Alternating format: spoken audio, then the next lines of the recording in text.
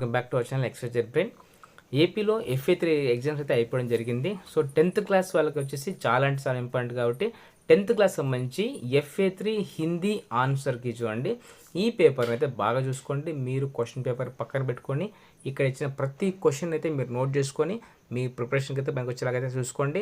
And almost మీకు FA1, FA2, FA3 నుంచి almost మీకు కొన్ని క్వశ్చన్స్ అనేటివి ఫైనల్ ఎగ్జామ్స్లో 100% అయితే రిపీట్ అవుతాయి. కాబట్టి 80% కూడా ఈ పేపర్ని మిస్ చేసుకోదండి. అండ్ ప్రతి ఒక్క ఆన్సర్ అయితే రాసుకోండి. ఇది మొత్తం వచ్చేసి కేవలం హిందీ పేపర్ చూడండి. సో దీంట్లో అయితే ఎక్స్ట్రా అయితే ఏమి యాడ్ చేయలేదు. Only Hindi paper FA3 10th class చూడండి.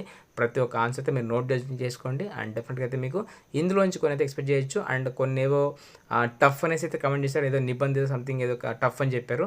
సో దానికి సంబంధించిన ఆన్సర్ కూడా ఇందులో ఉండొచ్చు. ఒకసారి చెక్ చేసుకోండి. అలాగే మీకు కొన్ని పేపర్స్ అనేది పెట్టడం జరిగింది. వాటిని కేవలం ప్రాక్టీస్ పేపర్ లాగా అయితే వాడుకోండి. 100% అయితే మీకు ప్రాక్టీస్కి అయితే మీకు వస్తాయి. అండ్ ఈ పేపర్స్ చూశాక ఎక్కడెక్కడ స్ట్రాంగ్గా ఉన్నారు, ఎక్కడెక్కడ వీక్గా ఉన్నారు ప్రతి ఒక్కటి అయితే నోట్ డౌన్ చేసుకోండి.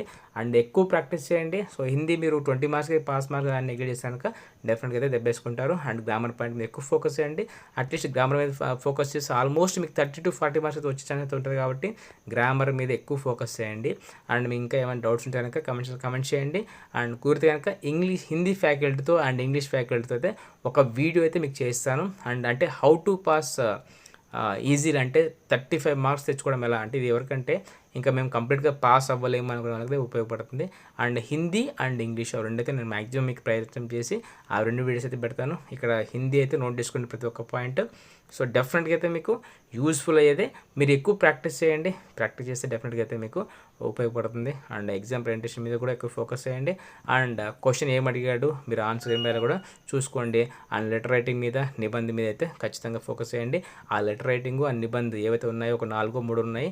అవి మీకైతే 100% వచ్చేటివి అయితే మీకు హిందీ సార్తో చెప్పిస్తా. అండ్ అవి అయితే ప్రాక్టీస్ చేసుకోండి. సో మీకు ఇంకా ఇలాంటి ఏమైనా డౌట్స్ ఉంటే కమెంట్ చేయండి. డెఫినెట్గా అయితే మీకు ఆన్సర్ ఇచ్చే ప్రయత్నం చేస్తాను. And stay tuned for more updates. And please do subscribe and do like and comment, share someone who this one. And thank you so much for watching my video.